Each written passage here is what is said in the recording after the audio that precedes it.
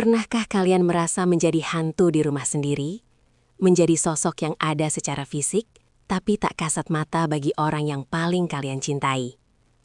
Namaku Ratna, usiaku 34 tahun. Di luar sana, orang melihatku sebagai istri yang beruntung. Suamiku mapan, pembawaannya tenang, dan kami terlihat baik-baik saja. Namun, di balik pintu kamar yang tertutup rapat, aku hanyalah seorang wanita yang kalah saing dengan algoritma situs dewasa. Aku berbagi tempat tidur dengan seorang pria yang tubuhnya di sampingku, tapi jiwanya tenggelam dalam fantasi yang tak melibatkan aku. Malam ini, aku ingin menumpahkan segalanya, tentang luka yang tak berdarah, namun terasa sangat perih. Sebelum aku melanjutkan kisah yang menyesakkan dada ini, bolehkah aku tahu dari kota mana saja kalian yang sedang menyimak ceritaku? Tuliskan di kolom komentar ya, agar aku merasa tidak sendirian menghadapi kegelapan ini. Setiap malam, skenarionya selalu sama. Aku sengaja memakai daster terbaik, menyemprotkan parfum yang dia sukai, dan mencoba memancing percakapan hangat sebelum tidur. Namun, tanggapannya selalu dingin, hanya gumaman pendek tanpa menoleh dari layar ponselnya. Begitu lampu dimatikan, dan dia mengira aku sudah terlelap, ritual itu dimulai. Aku bisa Merasakan pergerakan tempat tidur yang ritmis, cahaya redup dari balik selimut yang dia gunakan untuk menutupi layar, dan suara napas yang memburu, bukan karena aku, tapi karena sosok-sosok asing di layar ponselnya. Aku hanya bisa memunggunginya, menggigit bantal sekuat tenaga agar isak tangisku tidak terdengar. Betapa rendahnya harga diriku saat itu. Aku adalah istri sah, aku ada di sini, nyata, bisa disentuh. Namun dia lebih memilih memuaskan hasratnya sendiri melalui jari-jari dan video porno. Rasa sakitnya bukan sekedar cemburu, tapi penghinaan terhadap martabatku sebagai seorang istri. Aku mulai mempertanyakan setiap inci tubuhku. Apakah aku kurang cantik? Apakah perutku yang sedikit kendur setelah melahirkan membuatnya jijik? Aku menghabiskan jam-jam di depan cermin, mencari cacat yang mungkin menjadi alasan dia berpaling ke dunia digital. Namun, semakin aku mencari jawaban, semakin aku menyadari bahwa masalahnya bukan pada penampilanku, melainkan pada kecanduan yang telah merusak otaknya. Dia tidak lagi menginginkan keintiman yang nyata, dia menginginkan kepuasan instan yang tak menuntut emosi. Kesepian di tengah pernikahan ini rasanya jauh lebih menyakitkan daripada kesepian saat masih melajang. Aku mencoba memberanikan diri untuk bicara.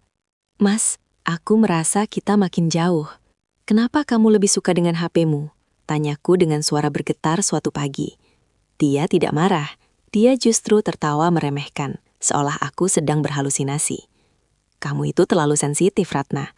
Aku cuma main game, cuma lihat berita. Jawabnya dengan wajah tanpa dosa. Namun, sejarah pencarian di browsernya tidak bisa berbohong. Aku menemukan ribuan tab video asusila yang diaksesnya di waktu-waktu saat aku menunggunya di kamar. Ketika aku menyodorkan bukti itu, dia berubah menjadi monster yang defensif. Dia mulai melakukan gaslighting, mengatakan bahwa itu hal normal bagi laki-laki, dan akulah yang terlalu mengekangnya. Penyangkalan itu jauh lebih menyakitkan dari perbuatannya sendiri. Dampak dari kecanduannya mulai menjalar ke segala aspek kehidupan kami. Kami jarang berdiskusi, jarang bercanda, dan hubungan suami istri di atas ranjang menjadi tugas yang terasa hambar. Saat kami melakukannya, yang mana itu sangat jarang, aku merasa dia tidak sedang bersamaku. Matanya terpejam, dan aku tahu dia sedang memproyeksikan adegan dari video yang dia tonton ke tubuhku. Aku merasa seperti alat pemuas cadangan.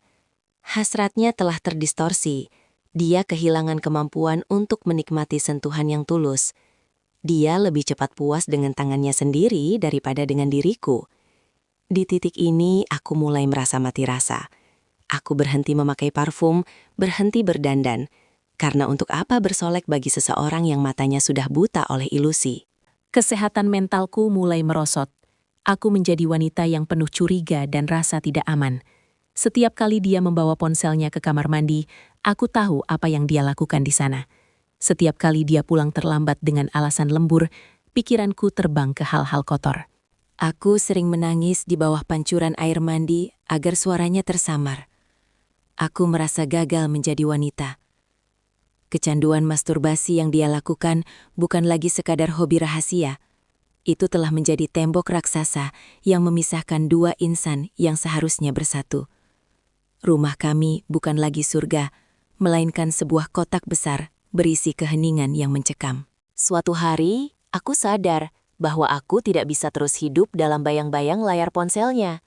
Aku memutuskan untuk mencari bantuan profesional, namun dia menolak keras untuk ikut. "Aku tidak sakit," teriaknya. Saat itulah aku menyadari, aku tidak bisa menyembuhkan seseorang yang merasa dirinya tidak terluka.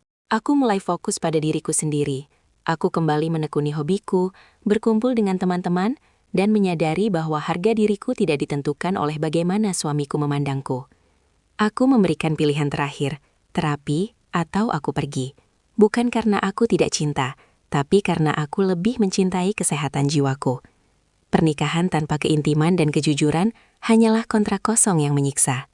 Kisahku mungkin belum berakhir dengan kata bahagia selamanya yang sempurna. Tapi, setidaknya aku telah menemukan kembali suaraku.